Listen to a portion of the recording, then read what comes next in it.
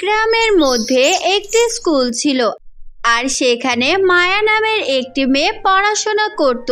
মায়াকে স্কুলের মধ্যে কেউ ভালোবাসতো না। মায়া সব সময় একা একাই থাকতো, কারণ মায়ার মাথায় কোনো চুল ছিল না। তাই এটা দেখে সবাই হাসাহাসি করত।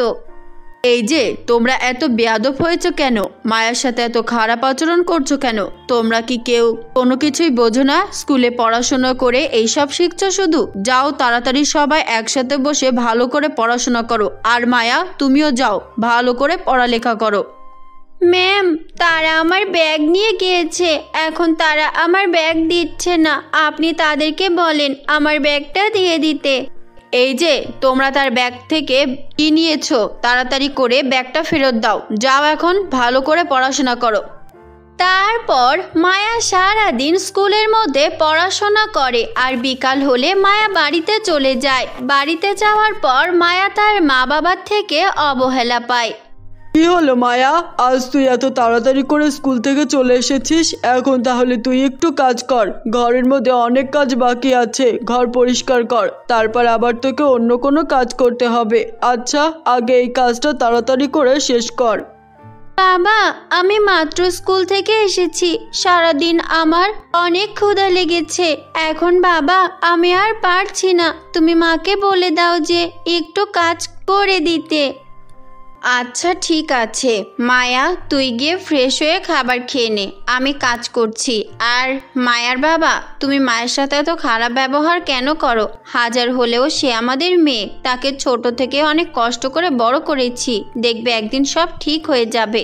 মা, তুমি ছাড়া আমাকে আর কেউ আদর করে না। তুমি আমাকে অনেক আদর করো। তোমাকে মা আমি কখনোই বলবো না। তুমি আমার জন্য সব কিছুই করো। তোমার অনেক কষ্ট হয় তাই না মা? আমার জন্য অনেক কিছুই তোমাকে শুনতে হয়। মা মায়া, তুই অনেক আদরের মেয়ে আমাদের, কিন্তু তুই অনেক বড় হয়ে গিয়েছিস, কিন্তু এখনো পর্যন্ত তোর মাথায় কোনো চুল হলো না। তাই এটা নিয়ে অনেক অনেক মন্তব্য করে, আর সেগুলো আমার একটুও ভালো লাগে না। কিন্তু তুই এটা নিয়ে মন খারাপ করিস না মায়া। আর তোর বাবাও কিছুদিন ধরে অনেক খারাপ ব্যবহার করছে, এটা কষ্ট পাস না মায়া।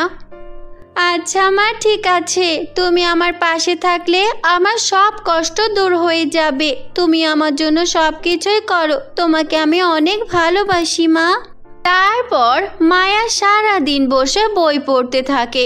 মায়া বই পড়তে এবং নতুন নতুন ইতিহাস পড়তে অনেক ভালো লাগতো। এজন্য মায়া সারা দিন স্কুল থেকে আসার পর অনেক বই পড়তো। একদিন মায়া স্কুলে যায়, আর সেদিন মায়ার স্কুলের ম্যাম মায়াকে বলে, আজকে থেকে এক সপ্তাহ পর আমাদের স্কুলে একটা অনুষ্ঠান হতে চলেছে, আর সেই অনুষ্ঠানের মধ্যে ফ্যাশন ডিজাইনারের প্রতিযোগিতা হবে। যে এই প্রতিযোগিতায় ফার্স্ট হবে তাকে অনেক কিছু উপহার দেওয়া হবে। তখন এটা শোনার পর মায়ার অনেক মন খারাপ হয়, কারণ মায়ের মাথায় কোনো চুল ছিল না। তাই মায়াকে নিয়ে স্কুলের সবাই হাসাহাসি করে। আর তারপর সেদিন মায়ার অনেক ক্ষুধার্ত থাকে। তারপর মায়া স্কুল থেকে বেরিয়ে সামনের দোকানে যায়, আর সেই দোকানদারকে বলে, এই যে দোকানদার কাকু, আমাকে কিছু রুটি দাও। আমার অনেক ক্ষুধা লেগেছে। আমি রুটি খেয়ে এখন আবার স্কুলে পড়তে যাব। তাড়াতাড়ি করে আমার আগে রুটিটা দিয়ে দাও। তুই আমার দোকান থেকে তাড়াতাড়ি করে বের হয়ে যা। তুই একটা অপদার্থ মেয়ে। তোকে আমার দোকানের সামনে লোকজন দেখলে আর কেউ আমার দোকানে আসবে না। তুই তাড়াতাড়ি করে আমার দোকান থেকে চলে যা। আমার তোর মতো কোনো কাস্টমার চাই না। তারপর মায়া মন খারাপ করে সেখান থেকে বাড়ির দিকে হাঁটতে থাকে। কিছুটা পথ হাঁটার পর মায়া ক্ষুধার্ত হয়ে মাটিতে পড়ে যায়। তখন সেখানে মায়ার সামনে এক বৃদ্ধ মহিলা আসে, আর তারপর সেই বৃদ্ধ মহিলাটি মায়াকে একটা রুটি খেতে দেয়। তখন মায়া সেই রুটিটি খেয়ে উঠে দাঁড়ায়। তারপর মায়া অনেক খুশি হয়ে সেই বৃদ্ধ মহিলাকে বলে, আপনাকে অনেক ধন্যবাদ বুড়িমা। তুমি আমার অনেক বড় উপকার করেছো। আপনার এই উপকারের ঋণ আমি কখনোই শোধ করতে পারবো না। আপনাকে তো আমি আগে কখনোই দেখিনি। কে আপনি? আমি কে সেটা সময় হলেই তুমি জানতে পারবে মায়া। তুমি এখন এটা নিয়ে চিন্তা করো না। আচ্ছা মায়া, তাহলে এখন বলো তো, তুমি সব সময় এত দুঃখী থাকো কেন? আপনি কি করে জানলেন যে আমি এত দুঃখী থাকি? আমার বাবা মাও আমাকে এতটা ভালো পায় না এখন, কারণ আমার মাথায় টাক, আমার মাথায় কোনো চুল নেই, তাই আমাকে কেউ ভালোবাসে না, আর এর জন্যই আমার মন সব সময় খারাপ থাকে। ও, বুঝতে পেরেছি, তুমি এজন্যই সব সময় মন খারাপ করে থাকো। আচ্ছা ঠিক আছে, তুমি তাহলে এখন যাও, আমি তোমার চুলের কোনো একটা ব্যবস্থা করব। তুমি 2 দিন পর আমার সাথে দেখা করতে এখানে এসো, তারপর তোমাকে আমি কিছু উপহার দিব। আচ্ছা ঠিক আছে বুড়িমা, তাহলে আমি এখন চলে যাচ্ছি, আপনি থাকেন। আর তাহলে আমি 2 দিন পর আপনার সাথে এখানে দেখা করতে আসব। আপনি কোনো চিন্তা করবেন না, আমার জন্য একটু অপেক্ষা করবেন। তারপর মায়া বাড়িতে চলে যায়, আর বাড়িতে গিয়ে দেখে তার মা অনেক অসুস্থ। এটা দেখে মায়া অনেক কষ্ট পায়, আর তখন মেয়েকে তার মা বলে, মা মায়া, তোর বাবা শহরে একটা কাজে গিয়েছে, আর এখন কাজ থেকে আসতে অনেক দেরি হবে। আমি তোমার বাবাকে কল করেছিলাম, সে বলেছে এখন সে আসতে পারবে না। আমার শরীরটা এখন অনেক খারাপ লাগছে, হয়তো আমি আর বেঁচে থাকতে পারবো না। তুমি আমার সাথে এসব কথা বলো না মা, তুমি ছাড়া আমার আর কেউ ভালোবাসে না। তুমি যদি চলে যাও তাহলে আমাকে কেউ ভালোবাসবে না। তুমি আমাকে ছেড়ে কোথাও যেও না মা, তুমি আমার সাথেই থেকো। না রে মা, আমার এখন চলে যেতে হবে। তুই ভালো থাকিস, নিজের খেয়াল রাখিস, আর যদি কখনোই কেউ কিছু বলে তোকে টাক মাথার কারণে, তাহলে তুই মন খারাপ করিস না, চুপ করে সহ্য করে নিবি, দেখবি একদিন সব ঠিক হয়ে যাবে।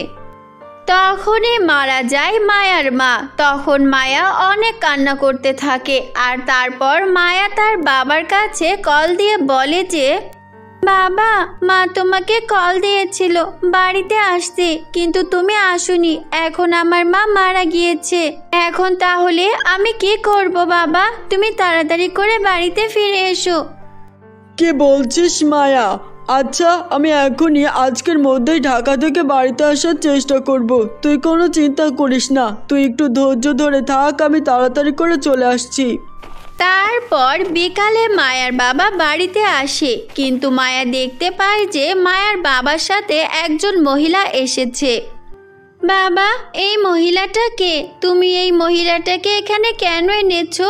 আমি তো এই মহিলাটাকে আগে কখনোই দেখিনি। এই মহিলা তোমার কি হয়? মায়া, এটা তোমার নতুন মা। আমি জানি যে তোমার অনেক কষ্ট হবে তোমার মাকে ছাড়া, তাই আমি এখন তোমার জন্য নতুন মা নিয়ে এসেছি। তোমাকে এই নতুন মা অনেক আদর করবে। আমি তো কখনোই এমন চাইনি বাবা, আমার মা মারা গিয়েছে, আর তুমি সাথে সাথেই নতুন বিয়ে করে নিয়ে এসেছো। তুমি কি আমার মাকে ভালোবাসো না? মায়া, তুমি এভাবে কথা বলছো কেন তোমার বাবার সাথে? আমি আজ থেকে তোমাকে অনেক আদর যত্ন করব, অনেক ভালোবাসবো। তুমি সব সময় আমার সাথেই থাকবে মায়া। তোমার যখন যা ইচ্ছা হয় আমাকে বলবে, আমি তোমাকে তাই এনে দেব। সত্যিই কি নতুন মা? তুমি আমাকে অনেক আদর করবে, আর আমি যা চাইবো তুমি আমাকে তাই এনে দিতে পারবে? হ্যাঁ মায়া, আমি এখন থেকে সব সময় তোমাকে অনেক আদর করে মাথায় তুলে রাখবো। তারপর এভাবে কিছুদিন ভালোই চলতে থাকে, কিন্তু যখন মায়ার বাবা বাড়িতে না থাকে তখন মায়ের সৎ মা মায়ের সাথে অনেক খারাপ ব্যবহার করে। এই যে টাক মাথাওয়ালা মেয়ে, তাড়াতাড়ি করে বাড়ির সব কাজ কর, ঘর বাড়ি ভালো করে পরিষ্কার কর, তারপর তুই আমার কাপড় ধুয়ে দিবি। তুমি আমার নতুন মা হয়ে এত খারাপ ব্যবহার কেন করছো আমার সাথে? তুমি তো আমাকে বলেছিলে যে আমার সাথে সবসময় অনেক ভালো ব্যবহার করবে, তাহলে আজকে আমার সাথে এত খারাপ ব্যবহার করছো? আরে বোকা মেয়ে, তোর বাবা আমাকে অনেক আগেই বিয়ে করেছে, আর এখন তোর মা মারা গিয়েছে বলে আমি বাড়িতে চলে এসেছি। এখন থেকে এ বাড়িতে সব কাজ তুই নিজেই করবি, আর আমি একা বসে আরাম করব। যা তাড়াতাড়ি করে কাজ কর, তা না হলে তোকে শাস্তি দিব। তারপর মায়া বাধ্য হয়ে কাজ করতে থাকে। এভাবেই চলতে থাকে মায়ার কষ্টের দিন। তারপর একদিন মায়া মন খারাপ করে জঙ্গলে বসে থাকে। তখনই মায়ার সামনে সেই বৃদ্ধ মহিলা আবারও চলে আসে আর বলে, তোমাকে তো কতদিন ধরে আমি দেখিনি মায়া, কোথায় চলে গিয়েছিলে তুমি? তোমাকে আমি স্কুলে যেতেও দেখিনি। জানো বুড়িমা, আমি এখন অনেক কষ্টের ভেতরে আছি। কিছুদিন আগে আমার মা মারা গিয়েছে, আর তারপর বাবা আবার নতুন একটা বিয়ে করেছে।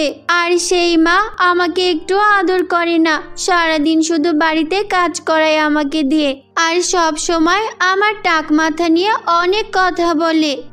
তোমার সৎ মা দেখি অনেক খারাপ একজন মহিলা। তোমার টাক মাথা নিয়ে অনেকেই অনেক কথা বলে, তাই না? আজ থেকে তোমার টাক মাথা নিয়ে কেউ কখনোই কিছু বলবে না। আমি জানি তুমি অনেক কষ্ট সহ্য করো, আর তাই আমি তোমাকে আজ কিছু উপহার দিব যা তোমার দুঃখ কষ্ট ভুলিয়ে দিবে। তারপর সেই বৃদ্ধ মহিলাটি এক পরীতে রূপান্তরিত হয় আর বলে, আপনি একজন পরী, তাহলে এতদিন আমার সামনে এভাবে বৃদ্ধ মহিলা সেজে এসেছেন কেন? আপনি তো আমার সামনে সত্যি কথাই বলতে পারতেন। হ্যাঁ মায়া, এতদিন আমি তোমাকে দেখেছিলাম যে তুমি কেমন মেয়ে, আর আজ আমি দেখেছি তুমি সত্যি অনেক ভালো একজন মেয়ে, আর তুমি অনেক কষ্টের ভেতরে থাকো সব সময়। তাই আমি এখন তোমার সামনে নিজের আসল রূপ নিয়ে এসেছি, আর তোমাকে এখন আমি একটা উপহার দিচ্ছি। তোমার এই উপহার পেয়ে দেখবে অনেক খুশি লাগবে। তারপর সেই পরীটি জাদু করে মায়ের মাথায় নতুন চুল গজিয়ে দেয়, আর সেই চুলগুলো অনেক লম্বা আর ঘন এবং সোনালী রঙের হয়। তখন মায়াকে দেখতে অনেক সুন্দর লাগছিল। আপনাকে অনেক ধন্যবাদ পরী, আপনি আমার জন্য অনেক কষ্ট করেছেন। আপনি আমাকে নতুন চুল দিয়েছেন। আপনার এই উপকার আমি কখনোই ভুলবো না। উপকারের কোনো কিছুই না, এটা শুধু তোমার জন্য উপহার। তুমি উপহার নিয়ে এখন অনেক খুশিতে থাকতে পারবে। এখন তাহলে যাও আর সবার সাথে মিলেমিশে থাকো। তো বন্ধুরা, কেমন লেগেছে আমাদের আজকের এই গল্পটি? যদি ভালো লেগে থাকে তাহলে আমাদের এই চ্যানেলে লাইক, কমেন্ট এবং সাবস্ক্রাইব করে দিও। আর তোমরা যারা তোমাদের নাম দিয়ে গল্প শুনতে চাও তারা তোমাদের নামটি কমেন্ট বক্সে লিখে দাও। আমরা পরবর্তী গল্প তোমাদের নাম দিয়ে বানাবো। তো নতুন গল্প পেতে আমাদেরই পাশে থেকো। আল্লাহ হাফেজ।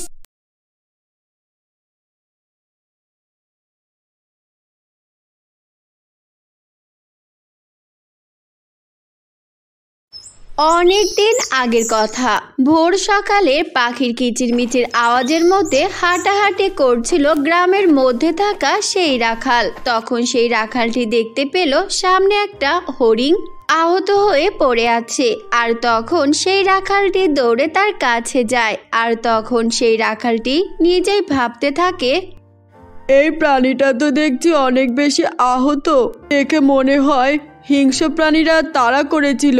আচ্ছা যাই, এখন এই প্রাণীটার জন্য কিছু সরঞ্জাম জোগাড় করে নিয়ে আসি। তার জন্য ঔষধ বানাতে হবে। তাকে ঔষধ বেটে দিলেই সে সুস্থ হয়ে যাবে।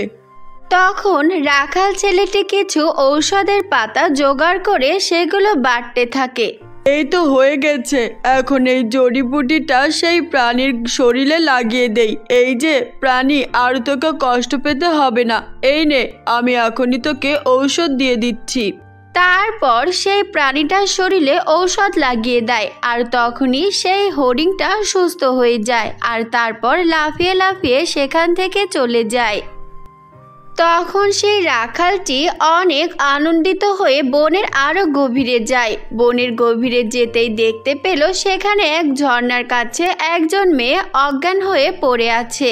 তারপর সেই রাখাল ছেলেটি দৌড়ে গিয়ে তার মাথায় অনেক পানি ঢালে। আর তারপর মেয়েটি যখন জ্ঞান ফিরে পায় তখন মেয়েটি উঠে দেখে যে তার সামনে কেউ দাঁড়িয়ে আছে। তখন রাখাল ছেলেটা সেই মেয়েটাকে বলে, এই যে মেয়ে, তুমি এখানে কি করছো? এই গভীর জঙ্গলের মধ্যে তো তোমার থাকার কথা না। তোমাকে কি কেউ এখানে ফেলে রেখে চলে গেছে? মেয়েটা তখন কোনো কথাই বলে না, শুধু কান্না করে দিল। তখন রাখাল আরো অবাক হয়ে ওঠে আর বলে, আপনি আমার সামনে এভাবে কান্না করবেন না। দয়া করে আপনি আর কান্না করবেন না। আমি আপনাকে সাহায্য করব। চলুন আপনি আমার সাথে। যতদিন আপনি আপনার পরিচয় মনে করতে পারছেন না ততদিন আমার এখানেই থাকবেন। তখন সেই মেয়েটি কিছুক্ষণ ভেবে বলল, আচ্ছা ঠিক আছে, আমি আপনার সাথে যাব। আর তাছাড়া তো আমার আর কোনো উপায় নেই, আর আমার কোনো কিছুই মনে পড়ছে না।